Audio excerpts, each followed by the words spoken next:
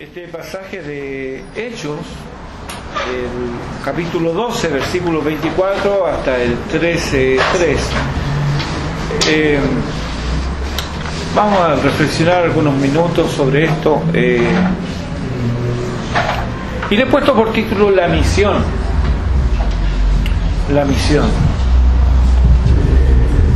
Termina este paréntesis del capítulo 12. El capítulo 12 es un paréntesis dentro de la narración que hace Lucas, porque el capítulo 12 comenzó con la muerte gloriosa de un hijo de Dios y apóstol de Jesucristo, y termina con la muerte ignominiosa de un hijo del diablo y agente de Satanás. Jacobo, hermano de Juan, apóstol de Jesucristo, él no es reemplazado.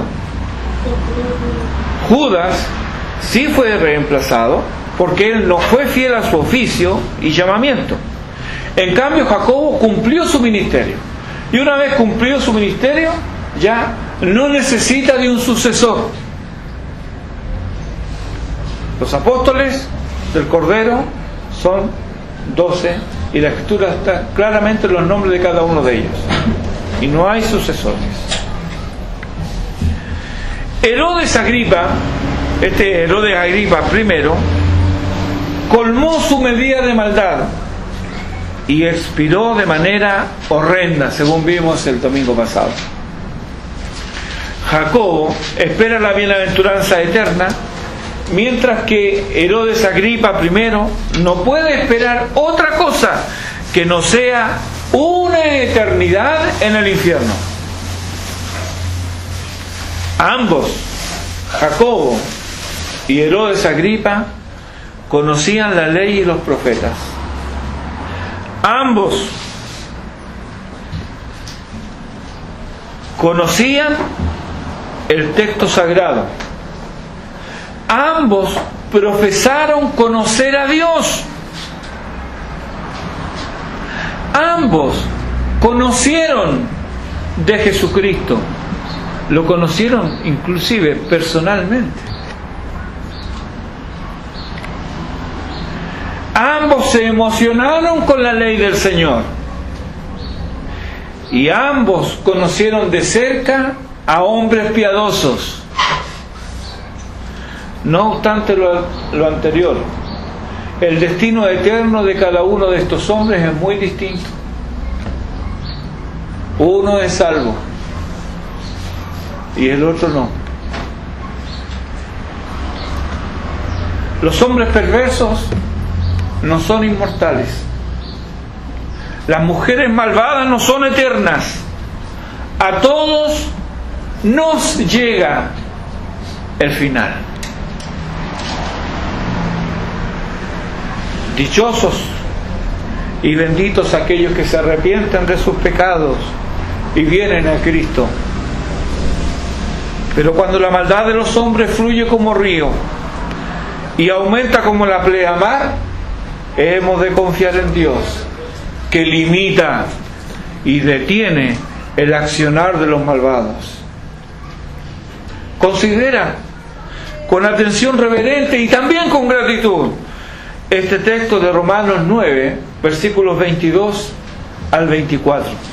Romanos 9, 22 al 24. Dice, ¿y qué? El apóstol está argumentando aquí.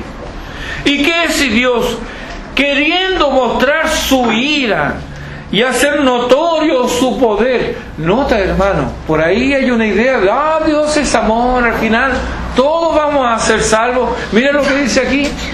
¿Y qué si Dios, queriendo mostrar su ira y hacer notorio su poder, soportó con mucha paciencia los vasos de ira preparados para destrucción, y para hacer notoria la riqueza de su gloria, la mostró para con los vasos de misericordia que Él preparó de antemano para gloria, a los cuales también ha llamado, esto es, a nosotros, no solo de los judíos, sino también de los gentiles. Nota las palabras, que aunque pertenecen a grupos distintos, son parte integral del Evangelio. Ira, poder, paciencia, destrucción. ¿por qué estos malos siguen? ¿Por qué está vivo ese hombre? Tan malo que ha sido. Mira, Dios tiene paciencia con él. Y durante ese tiempo le está dando la oportunidad que se arrepiente y que se vuelva a Él. Y si no lo hace, va a llegar el momento en que va a colmar su medida de maldad. Y Dios lo va a cortar. Cada uno de nosotros, si no nos arrepentimos, tenemos una medida de maldad. Dios no nos va a permitir ir más allá. Y cuando lleguemos a ese punto en que colmamos ese límite, Dios nos quita el hálito de vida y ahí quedamos. Mira este pasaje: ira, poder, paciencia, destrucción. ¿En contraste con qué? Con riquezas, gloria, misericordia y llamado. En palabras de Pablo a Timoteo, en 2 Timoteo capítulo 2 versículo 7, Pablo le dice a Timoteo: considera lo que digo, y el Señor te dé entendimiento en todo.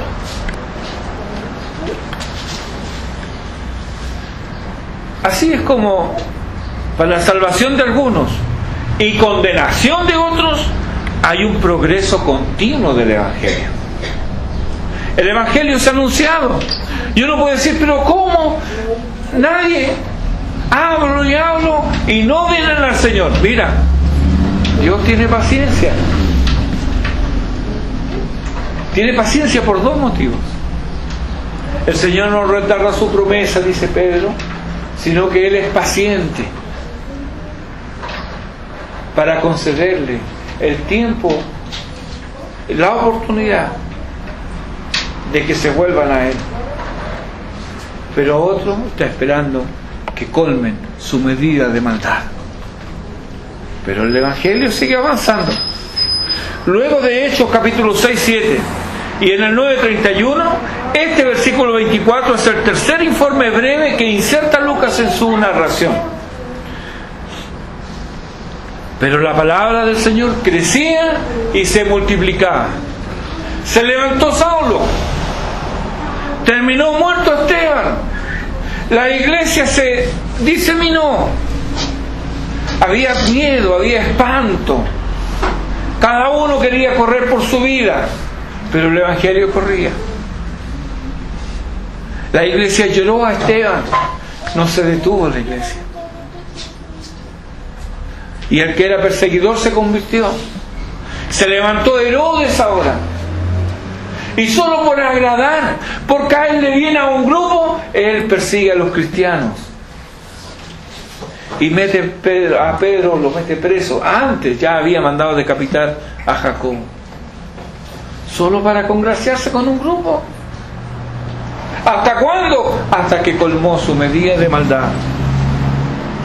Y el Evangelio sigue avanzando. La palabra del Señor crecía y se multiplicaba. ¿No fue el Señor el quien dijo que las puertas del Hades no prevalecerán contra ella? Es así, mi hermano. El versículo 25 es la continuación en el capítulo 11, versículos 29 y 30. O sea, el capítulo 11, versículos 29 y 30, continúa la narración en el capítulo 12, versículo 25. Bien puede leerse así. Mire, vamos al 11:29. Dice: entonces los discípulos, cada uno conforme a lo que tenía, determinaron enviar socorro a los hermanos que habitaban en Judea. Versículo 30. Lo cual en efecto hicieron, enviándolo a los ancianos por mano de Bernabé y de Saulo. Capítulo 12, versículo 25. Y Bernabé y Saulo, cumplido su servicio, volvieron de Jerusalén, llevando también consigo a Juan, el que tenía por sobrenombre Marcos. ¿Se fija? Esa es la relación. Lo que hay en el medio, ese es un paréntesis que Lucas nos cuenta. Por supuesto, hermanos, los discípulos del versículo 29 no son los apóstoles, ya que ninguno de ellos estaba en Antioquía. Los discípulos aquí equivale a la iglesia local, aquella que evangelistas anónimos plantaron por la gracia de Dios y estaban dando fruto abundante y precioso, ya que, mire, no solo determinaron enviar socorro a los hermanos que estaban en Judea, nos dice el versículo 29 del capítulo 11, sino que en efecto hicieron, o sea, lo dijeron y lo hicieron, no se quedaron en palabras, ellos amaron de hecho y en verdad. La iglesia en Jerusalén envió a Bernabé a Antioquía, versículo 22 del capítulo 11. Y luego Bernabé fue a Tarso a buscar a Saulo, versículo 25. Y ambos se quedaron allí, nos dice el texto, todo un año en la iglesia, con la iglesia en Antioquía. ¿Quién sostuvo financieramente este esfuerzo? Dios. ¿Por medio de quién? De los hermanos. Es en el contexto de este tipo de ofrenda que Pablo les habla a los corintios, en 2 Corintios capítulo 9, versículos 12 y 13. Dice, porque la administración de este servicio no solamente suple lo que a los santos falta, sino que también abunda en muchas acciones de gracias a Dios, pues por la experiencia de esta administración glorifican a Dios por la obediencia que profesáis al Evangelio de Cristo y por la liberalidad de vuestra contribución para ellos y para todos. La iglesia en Antioquía estaba cumpliendo su misión. Había muchos corazones que se levantaban en gratitud a Dios y glorificaban a Dios, porque los hermanos en Antioquía estaban obedeciendo a la fe que ellos profesaban tener. ¿Y qué significaba eso? ¿Que se reunían cada día del Señor? Sí, pero también significaba de que ellos te estaban contribuyendo gozosamente a la diseminación del Evangelio.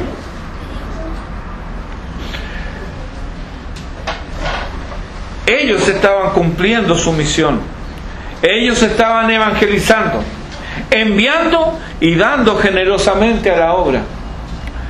Cabe preguntarnos ahora si nuestros nombres están en labios y corazones que agradecen a Dios y glorifican a Dios por la obediencia que profesamos al Evangelio de Cristo.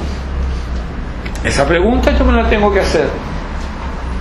En esta iglesia en Antioquía había profetas y maestros, nos dice el capítulo 13, versículo 1. Es decir, había un liderazgo firme, maduro, reconocido. Recordemos que la ciudad de Antioquía tenía una población variopinto, y esto también se reflejaba en el liderazgo de la iglesia. Bernabé, por ejemplo, él era un levita natural de Chipre. ¿Recuerdan? Capítulo 4, versículo 36. El otro que aparece es Simón, el que se llamaba Níger. Simón viene de Simeón, que es un nombre hebreo, y el apodo nos remite necesariamente a un africano y negro también, porque Níger significa negro. Níger es latín, de negro. Y algunos lo identifican con Simón de Cirene, el que llevó la cruz de Jesús. Marcos 15, 21 dice que también era padre de Alejandro y Rufo. Aunque para nuestro propósito poco importa, hermanos, que él haya llevado la cruz de Jesús.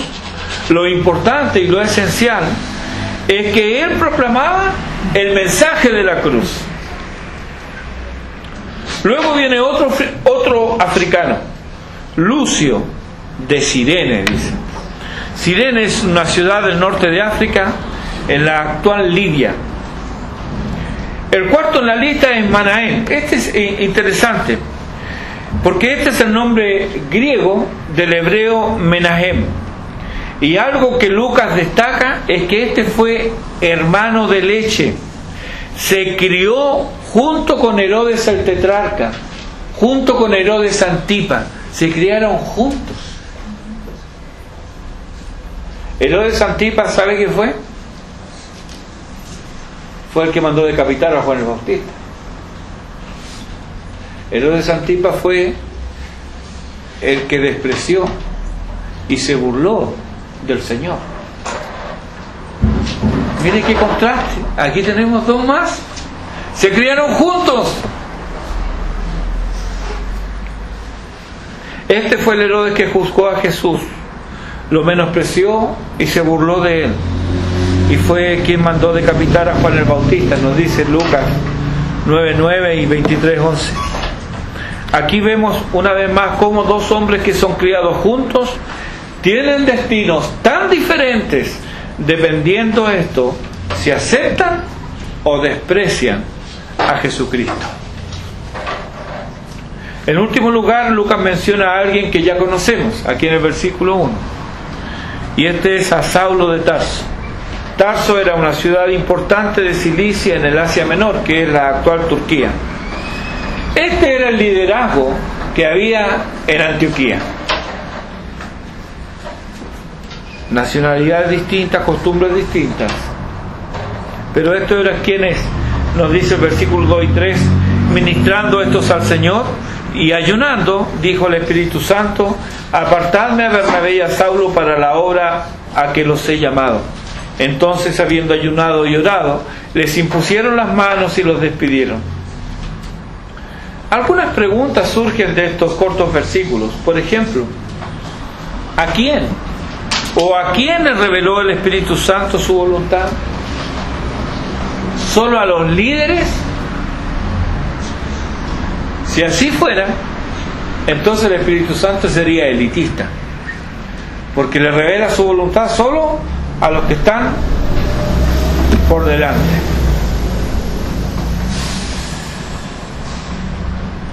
Y si así fuera, menciona a 5. Si así fuera, entonces el Espíritu le comunicó esto a 3 acerca de 2. Por otro lado, el versículo 1 menciona a la iglesia y a los líderes como un todo. Y si retrocedemos a una ocasión parecida en Hechos 6, con ocasión de elegir a quienes servirían a las mesas, ¿recuerdan el pasaje? Vemos que ahí en Hechos 6, toda la iglesia actuó. Es significativo también que cuando regresaron Bernabé y Saulo nuevamente a Antioquía, capítulo 14, versículo 27, dieron su informe ante toda la iglesia reunida. No fueron solamente ante los otros 3, sino que fue a toda la iglesia. Vemos aquí entonces el obrar del Espíritu de Dios, revelando su voluntad a la iglesia como un todo, líderes incluidos. No hay tal cosa como revelaciones particulares para obras singulares. El cuerpo de Cristo, que es la iglesia, actúa como un todo coherente y está bajo la dirección y de la cabeza, que es Cristo, y a ella se somete. Ahora bien, ¿qué fue lo que el Espíritu Santo reveló a la iglesia? Llama la atención que no sea algo específico, sino más bien algo general, porque nada dice acerca de la naturaleza del trabajo que se espera que ellos hagan, que hagan Bernabé y Saulo. Dios le dice a la iglesia en Antioquía, versículo 2, apartadme a Bernabé y a Saulo para la obra a la que los he llamado. La iglesia obedece y los aparta. Bernabé y Saulo ni se ofrecieron ni tomaron la iniciativa. La iglesia solo obedece a la voz del Señor. Alguien podrá preguntar, bueno, ¿y cuál es esa obra? Porque apartarme a Bernabé y a Saulo para la obra a la que los he llamado. Alguien podría preguntar, ¿y cuál es esa obra? Bueno, va a recibir solo silencio por respuesta. Naturalmente nosotros siempre queremos saber más. Y muchas veces creemos que la curiosidad es como una especie de virtud. Y como que nos disculpamos y lo que pasa es que yo soy muy curioso. Como que fuera una virtud. Y no es una virtud. Ser curioso no es una virtud. Preguntamos y preguntamos. no con el ánimo de obedecer, sino para ver si nos conviene obedecer. Son cosas distintas. Queremos saber. ¿O no tenemos esta actitud? Alguien nos dice, o un hermano, ¿sabe que necesito que me haga un favor? Entonces, dependiendo de quién es quien nos habla, decimos, claro, ningún problema. O decimos, ¿de qué se trata? Queremos saber primero antes de comprometer, ¿verdad? Es normal eso. Pero cuando es el Espíritu de Dios, ¿usted cree que el Espíritu de Dios va a hacer algo que nos dañe? ¿Algo que nos menoscabe? Cuando es algo del Señor, va a costar, pero va a ser para nuestra bendición y provecho. No necesitamos saber tanto. Vamos a aprender aquí. Porque cuando preguntamos para ver si nos conviene obedecer, ahí es donde estamos revelando un espíritu rebelde que hay tras el afán inquisitivo. Miremos por ejemplo a Abraham en Génesis 12. Él escucha la voz del Señor que le dice, vete de tu tierra y de tu parentela y de la casa de tu padre a la tierra que te mostraré. No les dice dónde. Eso se lo ordenó el Señor. ¿Y qué hizo Abraham? En el versículo 4 del capítulo 12 de Génesis dice, y se fue a Abraham como Jehová le dijo. Dios le dijo, anda. Y él se fue.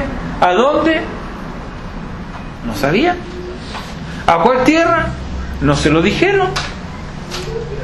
En ambos casos, el caso aquí de Bernabé y Saulo y el caso de Abraham, requería de un elemento esencial para obedecer.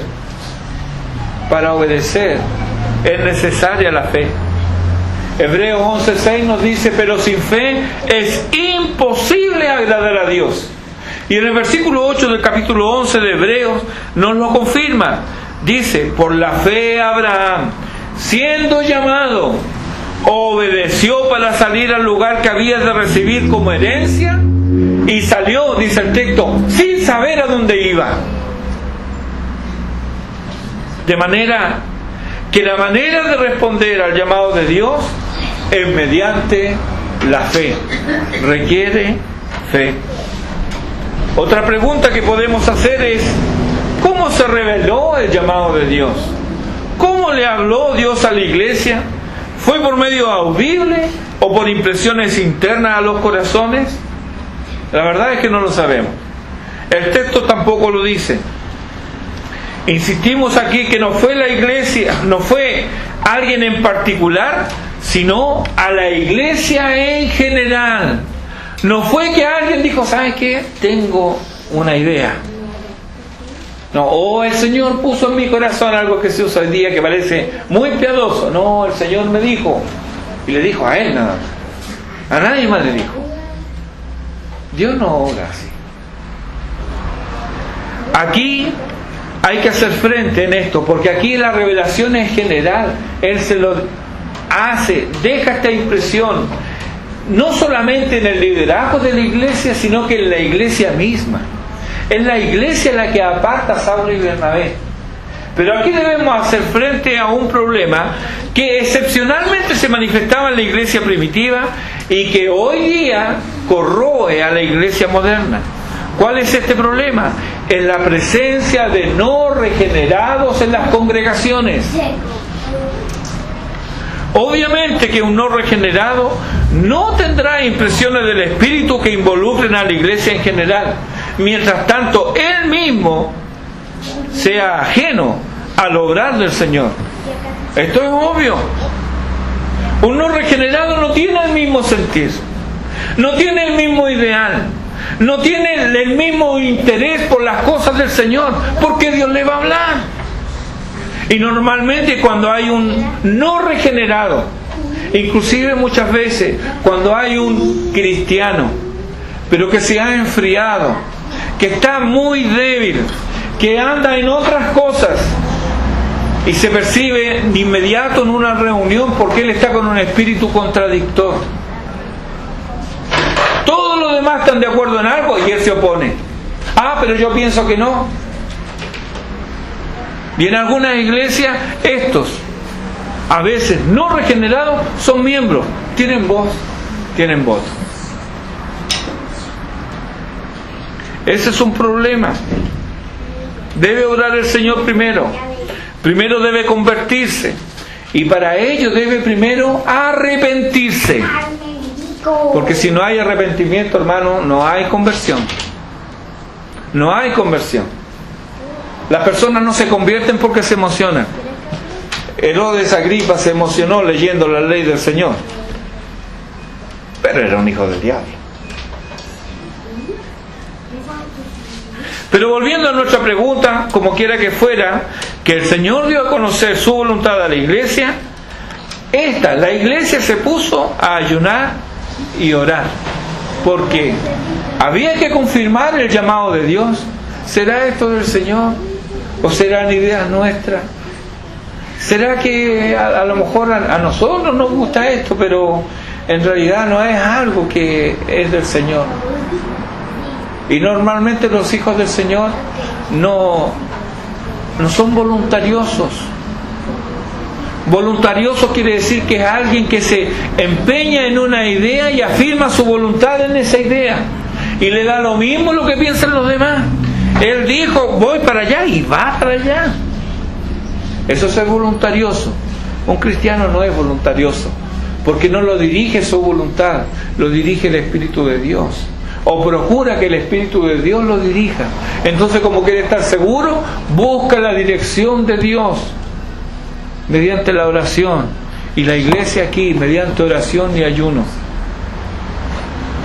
Había que confirmar el llamado de Dios, y también había que interceder por los que Dios estaba llamando. Pensemos, Bernabé y Saulo, miren, apártenlos para la obra a la que los he llamado. Bueno, pero es que yo tengo que trabajar, Señor. Apártenlos. Bueno, ¿y quién me va a mantener? La iglesia debía orar por esto. El ayuno, hermanos, es una disciplina espiritual casi desconocida en la iglesia presente. Bueno, de nombre todo el mundo ha escuchado eso, pero en la práctica es casi desconocida. Pero esto no era así en la iglesia primitiva. En el versículo 2 del capítulo 12, el ayuno está relacionado con la adoración. Y en el versículo 3, el ayuno está relacionado con la oración. El ayuno nunca aparece solo, porque el ayuno no es un fin en sí mismo, no es un medio para doblarle la mano al Señor. No, voy a ayunar para conseguir esto. Dios me va a responder, pues yo voy a ayunar. No, ese no es eso por el cual puede uno ayunar. El ayuno es para conocer mejor la voluntad de Dios y para disponerse a obedecerlo. Es un medio para conocer mejor la voluntad de Dios y para disponer nuestros corazones a obedecerle. De ahí que nos dice el versículo 3, luego de esto les impusieron las manos y los despidieron. No se les estaba dando un cargo, y tampoco recibían Bernabé y Saulo un nombramiento para el apostolado. Al respecto, recordemos las palabras de Pablo a los Gálatas en 1:1, donde el apóstol dice: Pablo, apóstol, no de hombres ni por hombres, sino por Jesucristo y por Dios el Padre, que lo resucitó de los muertos. Entonces, no es que le impusieron las manos para que fueran apóstoles, no. Tampoco era para que recibieran el Espíritu Santo. Bernabé nos dice de antes, él era lleno del Espíritu Santo. Y cuando Ananías habló de parte de Dios con Saulo, se le cayeron pudo ver, se le devolvió la vista y él fue lleno del Espíritu Santo. Así que no era para recibir ningún don o poder especial. Más bien, hermano, el acto de imponer las manos y despedirlos era para identificarse con ellos. Era su manera de decirles: vamos con ustedes. Donde estén, allí estaremos nosotros y les sustentaremos con nuestras oraciones y también financieramente. Por último, ¿qué quién comisionó a Bernabé y a Saulo? Según el versículo 4, ellos fueron enviados por el Espíritu Santo. Pero el versículo 3 es la iglesia la que luego de imponerle las manos los despide. Aquí, hermanos, no hay contradicción, lo que hay aquí es armonía. El Espíritu Santo nunca obrará en oposición a la voluntad de Cristo, porque Él es la cabeza y ordena a la iglesia que persevere en la misión que Él le ha encomendado. Para ello, Él prepara, Cristo prepara, capacita, aparta, envía y sostiene a los así llamados. La iglesia no es pasiva en esto. Ella se asegura la voluntad de Dios, aparta a los llamados para que haga la obra y les asegura el sustento en oración y el sustento financiero para hacer la labor. La consecuencia del obrar que vemos aquí, las consecuencias son importantes para nosotros y son necesarias las lecciones para nosotros hoy. Es de dudar de quien dice creer el Evangelio y sin embargo permanece impasible ante la misión de la iglesia, no compartiendo el Evangelio ni sosteniendo para que dicha labor sea hecha. La iglesia en Jerusalén envió y sostuvo a Bernabé y a Saulo en Antioquía. ¿Cuánto tiempo estuvo Bernabé y Saulo en Antioquía? Como un año. Luego la iglesia en Antioquía envió para las necesidades de los santos en Jerusalén y sostuvo a Bernabé y a Saulo para la obra a la cual Dios les había llamado. Todos eran parte de la misión. Ninguno se restaba, ni era un respetable público. Ningún creyente debe ser un espectador. No hay separación en la iglesia de Cristo para que estos son el clero y estos son los laicos. No. Fuera con esta separación que es espuria. Al unísono con la reforma decimos, cada creyente un sacerdote. Por lo tanto, no hay lugar aquí al individualismo. No, hermanos, somos gregarios, somos unidos a la grey del Señor y junto a ella obramos. Ningún cristiano puede esgrimir una guía especial y personalizada. No, es que a mí el Señor no me ha dicho nada. O no, el Señor a mí me dijo otra cosa. Ningún cristiano puede argumentar esto. Esto se verá en el ocultismo. En el ocultismo sí, algunos tienen guía, dicen ellos, tienen su guía. Pero eso es el ocultismo. Nunca ocurrirá esto en el cuerpo de Cristo. Así que harán bien a sus almas quienes, apartándose de la grey, pretenden tener el Espíritu. Y preguntamos, ¿qué Espíritu es ese? ¿Desde cuándo el Espíritu de Dios obra contra la voluntad del Padre? ¿Cómo puede ser que alguien diga, no, si yo soy cristiano y el Espíritu de Dios está en mí? ¿Y cómo ese Espíritu no le insta a congregarse? ¿Cómo ese Espíritu no le insta a hacer las cosas básicas que hace todo creyente? Ese es otro espíritu. No es el Espíritu de Dios. Harán bien esto si se vuelven al Señor, si humillan sus almas y vuelven al redil. Por otro lado, la iglesia no es una institución que delibera por sí y ante sí, sin referencia alguna al Espíritu Santo ni a su palabra. La iglesia no tiene el poder ni el mandato para ir contra las Escrituras ni a favor del espíritu de la época.